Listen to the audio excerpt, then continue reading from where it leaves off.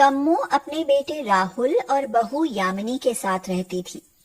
कम्मो को तो यामिनी शुरू से ही पसंद नहीं थी। हर काम में मीन मेख निकालना कम्मो की आदत बन चुकी थी। यामिनी भी अपनी सास की इस आदत से बहुत परेशान हो गई।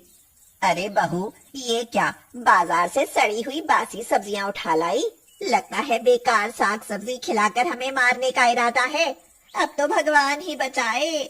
माँ जी, आपको तो जब देखो लड़ने का बहाना चाहिए। अभी 4 लोगों को इकट्ठा करूं तो वही बता देंगे कि सब्जी बासी है या ताजी। हाँ हाँ ठीक है, भला तुमसे कोई जीत पाया है? तुमसे तो 4 गांव के आदमी भी नहीं जीत सकते बहस करने में। चलो अब जो भी लाई हो वो बना लो, भूख के मारे आते से कुड़ गई हैं।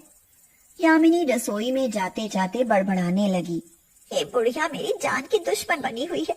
न जाने किस दिन पीछा छूटे इनसे, जब देखो तब लड़ने के लिए तैयार। क्या हुआ यामिनी, अकेले क्या बड़बड़ा रही हो? और क्या हो सकता है इस घर में? अपनी माँ की आदत तो जानते हो ना। देखो, तुम माँ की बातों को दिल पर मत लिया करो, उनकी तो आदत ही ऐसी है।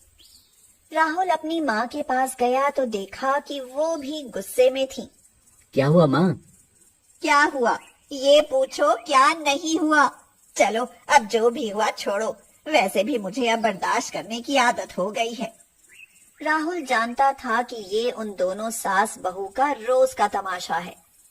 कुछ दिनों बाद राहुल ने यामिनी से कहा, यामिनी, तुमसे कुछ बात करनी है।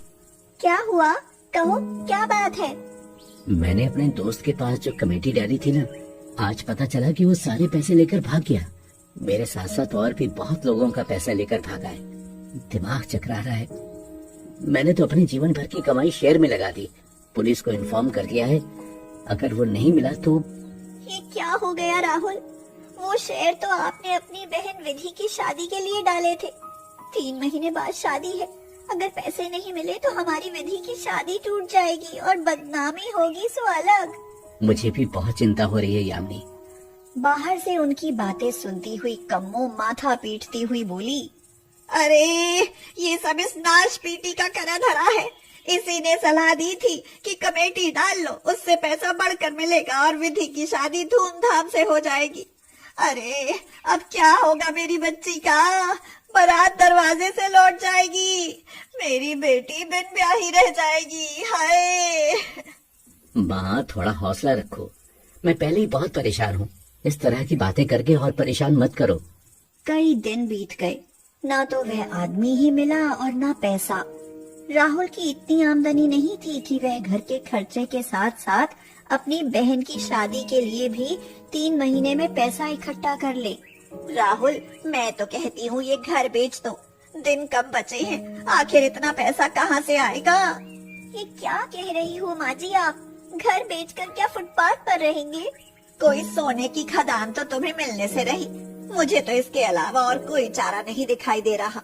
कम्मो भी तो सही कह रही थी। आखिर वकील लड़का ढूंढा था विधि के लिए। अगर ये शादी टूट गई तो ऐसा लड़का आसानी से नहीं मिलेगा। अगले दिन यामिनी सब्जी लेने मंडी गई तो उसने देखा कि एक ठेले पर एक औरत बासी सब्जियां बहुत सस्ते में बेच रही थी। बहन, ये सब्जी तो बहुत सस्ते भाव में बेच रही हो। हाँ बहन, मजबूरी है। पति बिस्तर पर बीमार पड़े हैं, घर में बच्चे भूखे हैं। आज कुछ राशन का अनाज बेचकर ये सब्जियां खरीदी हैं। इन्हें बेचकर ही गुजारा कर रही हूँ। कम से कम बच्चों को पेट भर खाना तो मिल ही जाता है। उसकी बातें सुनकर यामिनी ने फटाफट सब्जियां खरीदी और घर आ गई। घर आकर राहुल से बोली, मुझे कुछ पैसे चाहिए राहुल, मैं अब सब्जी बेचा करूंगी। तुम्हारा दिमाग तो नहीं खराब हो गया? तुम और सब्जी बेचोगी? आज मैंने देखा कि जब एक औरत बासी सब्जियां बेचकर अपने बच्चों की जरूरतें पूरी कर सकती है तो मैं क्यों नहीं? ये तो हमारी नाक कटवाने में लगी है। कोई क्या कहेगा कि कैसी मजबूरी आन पड़ी जो कम्मो की बहू सब्जी बेच रही है। माँ, विधि की शादी के लिए पैसा इकट्ठा करना है। आप काम नहीं आमदनी देखो। अगर रिश्ता टूट गया तब होगी बेइज्जती, सब्जी बेचने से नहीं। तुमने हमारी मानी ही कब है? जाओ बेचो सब्जियां, लेकिन ध्यान रखना घर का काम भी तुम्हें ही करना पड़ेगा। मैं कोई नौकरानी नहीं हूँ जो तुम बाहर रहोगी और मैं तुम्हारे घर के काम करूंगी। हाँ माँ जी, आप चिंता मत करो, मैं सब कर लूंगी। यामिनी ने राहुल से पैसे लेकर सब्जी लगाने के लिए एक ठेले का इंतजाम किया, जिस पर उसने मंडी से ताजी और हरी सब्जियां लाकर रखी। आइए, हरी सब्जियां ले जाइए, दूर भगाए बीमारी, ऐसी है हरी हरी ताजी सब्जियां हमारी। अरे वाह, तुम्हारी सब्जियां तो बहुत ही ताजी और हरी हैं। ये कटहल और पालक किस भाव दिया है? आज हमारे काम का पहला दिन है, इसलिए सारी महंगी सब्जियां केवल 40 रुपए किलो हैं। आपका जो मन करे ले जाइए। अरे वाह, सारी सब्जियां 40 रुपए किलो, फिर तो मैं सारी अच्छी अच्छी सब्जियां खरीद लेती हूँ। उस औरत ने झटपट कई सारी सब्जियां खरीद ली। देखते ही देखते दोपहर तक यामिनी की सारी सब्जियां बिक गई। यामिनी मुस्कुराती हुई घर पहुंची तो कम्मो ने पूछा, बहुत मुस्कुरा रही हो, क्या बात है? लगता है कुबेर का खजाना मिल गया है तुम्हें।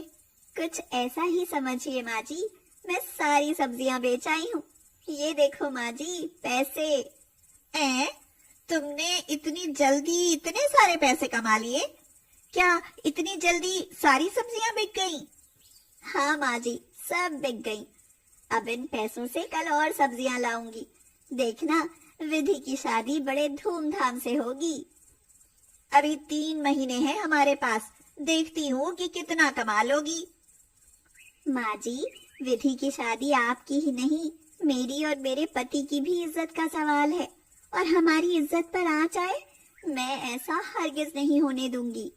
तभी अंदर कमरे में से विधि परेशान होती हुई निकली। कम्मो ने पूछा, अब तुझे क्या हुआ? तेरी शक्ल पर 12 क्यों बजे हैं? माँ, प्रतीक का फोन आया था, कह रहे थे कि बारात का इंतजाम एसी वाले होटल में होना चाहिए। माँ, मैं कोई जवाब नहीं दे पाई। अब उन्हें कैसे बताऊं कि भैया का सारा पैसा कोई लेकर भाग गया है? अब हम गरीब हो गए हैं। विधि, उनसे कह देना कि हम पूरी कोशिश करेंगे। पूरी कोशिश करेंगे? कहाँ से करेंगे? हाथ में कटोरा लेने की नौबत आ गई है, बात करती है। यामिनी चुपचाप वहां से चली गई और अगले दिन और सब्जियां बेचने लगी। इसी तरह 1 महीना गुजर गया। यामिनी को सब्जी बेचने का अच्छा अनुभव हो गया था। अब वह सब्जी के थोक विक्रेताओं से बड़े पैमाने पर सब्जियां खरीदती और मंडी वालों को बेच देती, जिससे उसकी मोटी कमाई होने लगी। अब सभी लोग बहुत खुश थे। धीरे धीरे कम्मो भी यामिनी की सब्जी और घर के काम में उसकी मदद करने लगी। राहुल भी यामिनी की मेहनत और काम देखकर नौकरी छोड़कर उसकी मदद करने लगा। अब उनका सब्जी व्यापार कई मंडियों में चलने लगा। 3 महीने में उन्होंने विधि की शादी का बहुत अच्छा प्रबंध किया और खूब धूमधाम से उसकी शादी की। बहू, मैं तुम्हें हमेशा गलत समझती रही, लेकिन तुमने तो मेरी बेटी की शादी उनके मन मुताबिक कर दी। बहुत संघर्ष किया है तुमने, मुझे तुम पर गर्व है। गर्व कैसे नहीं होगा माँ, तुम्हारी गरीब सब्जी वाली बहू की पहचान अब सब्जियों के बड़े व्यापारी के रूप में होती है। हाँ, जानती हूँ। तुम जुग जुग जियो और यूं ही सफलता की सीढ़ियां चढ़ती रहो। ये कहकर कम्मो ने यामिनी को अपने गले से लगा लिया